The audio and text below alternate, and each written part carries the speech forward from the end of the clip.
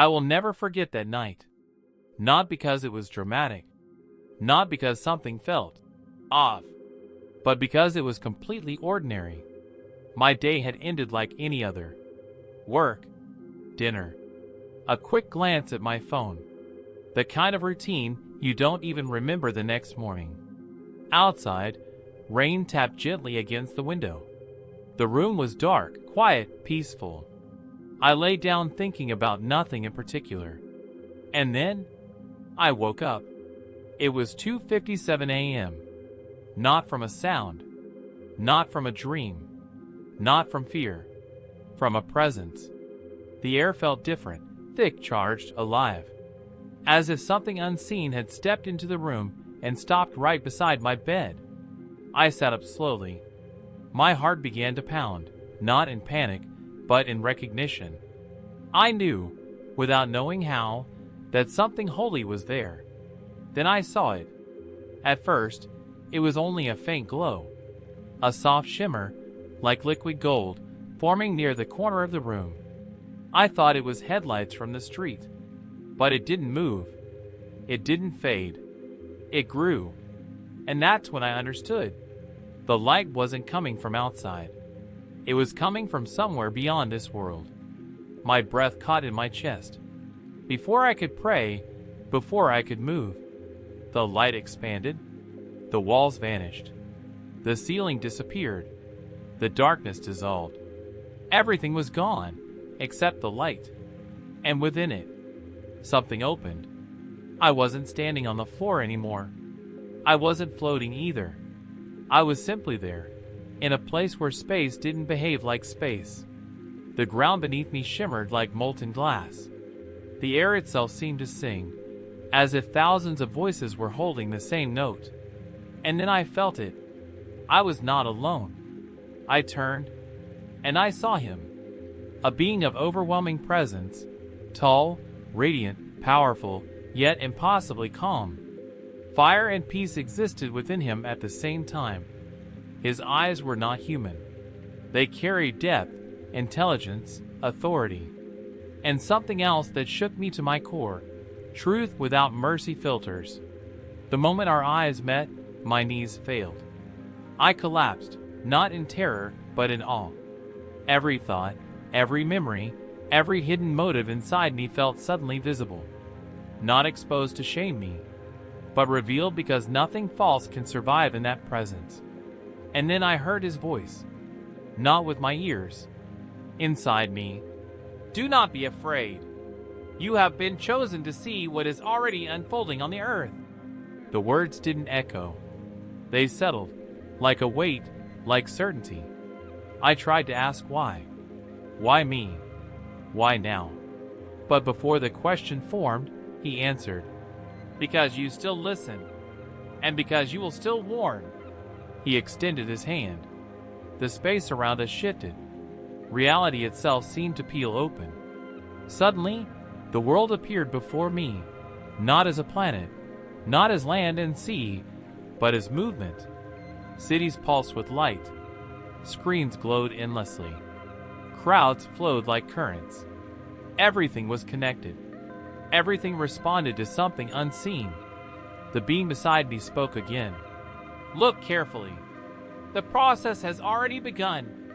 I saw governments, corporations, religious systems, technologies woven together like threads in a single design. People believed they were choosing freely, but something else was guiding the rhythm. They believe they are in control, he said, but a mind greater than theirs is already aligning them. The vision changed. I saw leaders shaking hands, global gatherings, symbols repeated across nations. And then, I saw the shadow. It didn't stand apart. It stood within everything, silent, observing, dominating without speaking. Every time I tried to focus on its face, something in me recoiled, as if my soul instinctively knew not to look too long. My chest tightened. I asked the question I was afraid to ask. What is that? The being beside me answered, and the atmosphere froze. The one who will appear as light. the one who places his throne among humanity. Cold surged through me. And then he said something that will never leave me. Soon, every eye will see him. But understand this. He is already here. The light around me began to swirl again. The vision collapsed inward. As everything faded, I heard one final sentence, soft, yet terrifyingly clear.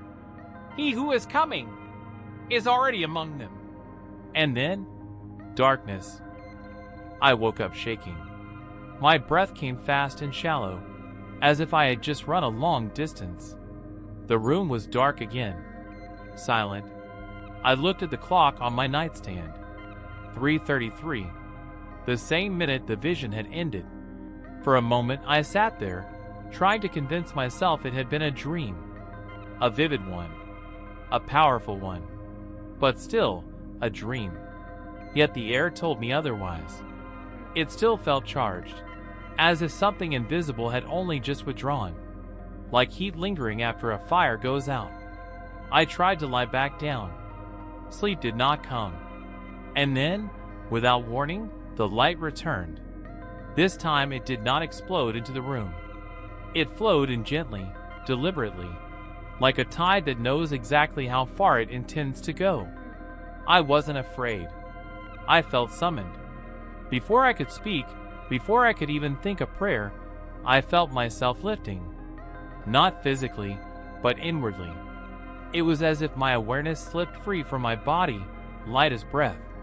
In an instant, I was there again. The same realm of living light. More real than anything I had ever known on earth. And standing before me once more was the same being. But this time, he was not alone. 3 others stood beside him. Each carried a different radiance. One shimmered like polished silver. Another burned with a deep blue flame. The third seemed almost transparent, like crystal shaped from light. I knew, without being told, these were messengers. The first one spoke again, his voice steady and immense. You must see what humanity no longer recognizes. Truth hidden beneath comfort. The space before us opened, and the world appeared again, but differently this time. I saw the planet from above, turning slowly in darkness. Across its surface, points of light connected to one another, forming vast networks. Streams of information, communication, influence. I asked without words, "What is this?" The one glowing blue answered, "This is the new web that binds everything together. Humans believe it is their greatest achievement. They do not see that it prepares the way for a power they cannot control." The vision sharpened.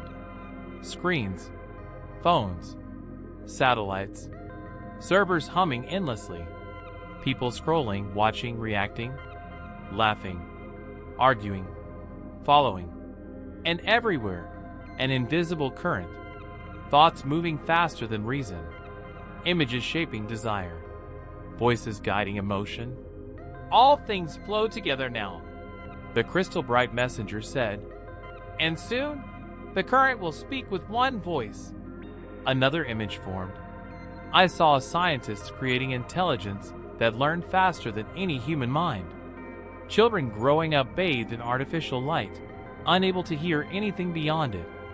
Leaders smiling into cameras, while something hollow stared back from their eyes. Quietly I asked, "Is this the power of the Antichrist?" The first messenger answered, "This is his breath, his shadow moving ahead of him. He uses systems, language, data, structure. He is already present where no one thinks to look, at the center of attention." The realization hit me like a weight. This was not just a man, not just evil actions. It was a system, a growing intelligence, a slow captivity accepted willingly. The silver-lit messenger spoke next. "Once, humanity built a tower, and God scattered them. Now they build again, not from stone, but from code." And I saw it, a new Tower of Babel. It did not rise upward.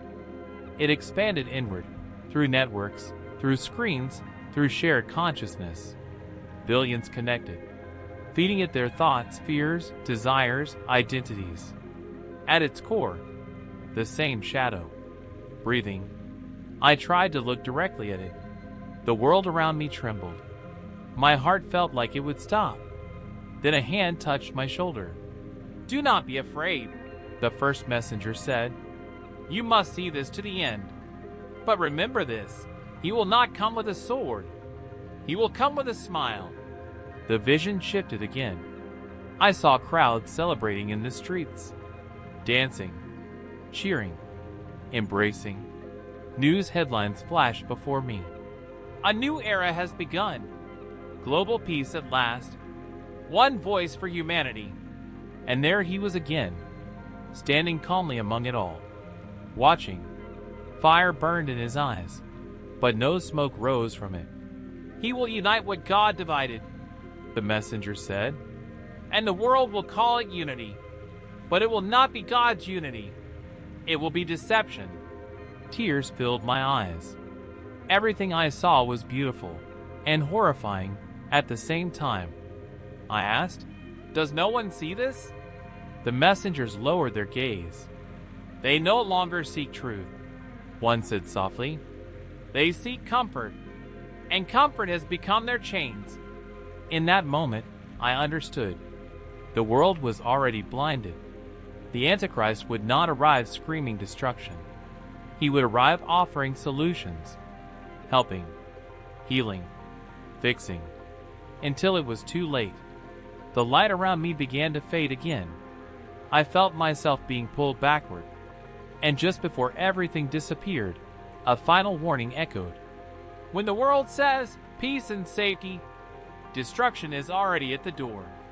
Darkness returned, not threatening, waiting, like a pause before the final message. The darkness around me was no longer frightening. It felt like standing in the stillness between two breaths. Not empty, but expectant. I sensed that I was suspended between realms, not fully returned to the earth, yet not standing in the light either. Then I heard a voice. It was not loud. It did not echo. It moved through me, deep and steady, like a current flowing through the soul. "What you have seen will come to pass. Now you must hear what must be spoken." Light ignited again. The messengers appeared around me, but they were no longer sorrowful. Their presence carried a different weight now. Resolve. They stood like warriors awaiting a final command. The first messenger spoke, and the very air seemed to tremble. "The world has entered a season that cannot be reversed. Light and darkness are being separated completely. Yet there remains a moment, a window of mercy." He looked directly at me, and in his gaze, I felt my entire life laid bare. Every choice, every fear, every compromise, every act of obedience. Nothing could be hidden. "You are being sent to warn," he said, "not to terrify, but to awaken. For many have eyes and do not see. Many have ears and do not hear." The space around us opened once more. But this vision was different. I saw humanity as a single vast movement. Families, children, elders, workers, students. People rushing through life, chasing meaning, comfort, belonging. They sat before glowing screens. They hurried to jobs. They searched endlessly for happiness, love, validation. And surrounding them was something thin and almost invisible. A veil. A delicate haze that dulled perception. Not forceful. Not violent. Just enough to keep them from seeing clearly. "The enemy no longer comes with terror," the messenger said. "He comes with convenience. He does not steal freedom. He offers alternatives people choose themselves." I saw it clearly now. People accepting symbols, systems, identities. Each choice felt small, harmless, reasonable. Yet with each step, something inside them closed. Their hearts slowly hardened, even as their faces smiled. "When the world cries peace and safety," the messenger continued, "the collapse has already begun. But those who remain in the light will recognize it. and will not fall. I asked quietly, "What am I supposed to do?" The first messenger stepped closer. His presence radiated a holiness I cannot fully describe. When he placed his hand over my chest, it felt like fire. Not burning, but transforming. "Your task is not to return with fear," he said. "You return with truth. Tell them time is short. Tell them love without truth is deception, and faith without obedience is empty." Another messenger spoke, his voice flowing like liquid silver. "Many will mock you. Many will deny what you say, but you must speak even for them. For when darkness grows, a single voice carrying light can awaken thousands." The vision shifted again. This time, I saw what was coming. War, famine, confusion, nations shaking. But I also saw something else. Small groups of people gathering quietly, not in grand buildings, not in the spotlight. They prayed, they worshipped, they loved one another fiercely. Darkness surrounded them, but could not touch them. "Their number is small," the messenger said, "but their hearts are pure. They do not live by religion. They live by relationship. They do not follow the world. They follow the Lamb." Tears streamed down my face. I asked, "What will happen to the world?" The answer came softly, as if even speaking it carried pain. "The world will receive what it has desired. Freedom without God. But freedom without God becomes chains, tightening with every generation." The light around us began to glow like molten gold. Then I heard a voice, not the messenger's, deeper, greater, endless. "The appointed time will come, yet mercy still remains. Go and speak before the final call is heard." I had no chance to respond. The light intensified beyond anything I could endure. My heart felt as if it would burst. Everything spun. And suddenly, I was falling. Not downward. Inward. Back into my body. I gasped. Air flooded my lungs. I opened my eyes. I was back in my room. Morning light spilled through the window, painting the walls in gold. Birds sang outside. Life continued. But I knew this was not an ordinary morning. I had seen what is coming. I had heard what many refused to hear. And deep within me, louder than my heartbeat, one truth remained. He is already here, but so is mercy. I looked out the window. The city was waking up. Cars moved. People hurried. Everything looked the same, but nothing was the same anymore. I closed my eyes and prayed. Lord, help me warn them, even if they do not listen. Let them see before it is too late. And in that moment, I understood why I had been sent back. Not to tell a story, but to ignite a flame that could still awaken those who are sleeping. I stayed there for a long time, sitting in silence, staring at the morning light as it filled the room. Everything outside looked normal. Too normal. Cars passed by. People walked with coffee in their hands. Phones lit up.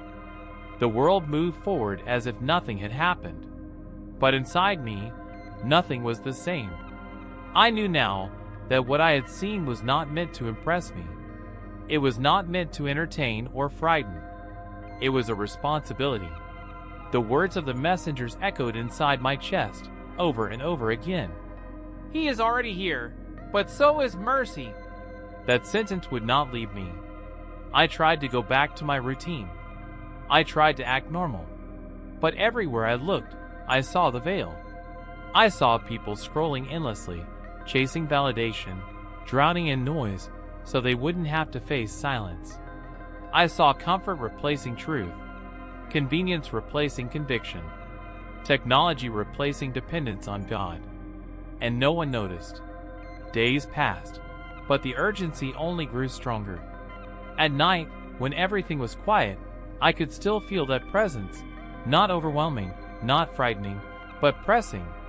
A reminder. This was not optional. This was not symbolic. This was not for someday. This was for now.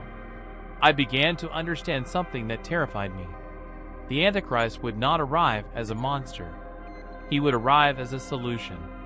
He would not demand worship at first. He would earn trust. He would not divide the world. He would unite it, not through fear, but through relief. Relief from chaos. Relief from responsibility. Relief from the burden of truth. And the world, exhausted and desperate, would welcome him. I remembered what the angel had said. He does not take freedom by force. He offers it in forms people request themselves. That was the most frightening part. People would choose it, not because they were evil, but because they were tired. Tired of thinking. Tired of resisting. Tired of standing apart. I saw it clearly now. The greatest deception would not look like darkness. It would look like light. It would speak of peace, of unity, of progress, of compassion. But it would remove God from the center, quietly, politely, efficiently, and those who still carried the Spirit would feel it immediately, not with their minds, but with their souls. Something would feel wrong, off, heavy, but by then, most would no longer listen, because they had traded discernment for comfort. I finally understood why the angels looked so sorrowful. They were not watching destruction. They were watching surrender, voluntary surrender. I began to speak, not loudly, not dramatically. At first, only to a few people. Some listened. Some felt uncomfortable. Some laughed. Others told me I was exaggerating, that I was being negative, that I should focus on love, not warnings. But love without truth is not love.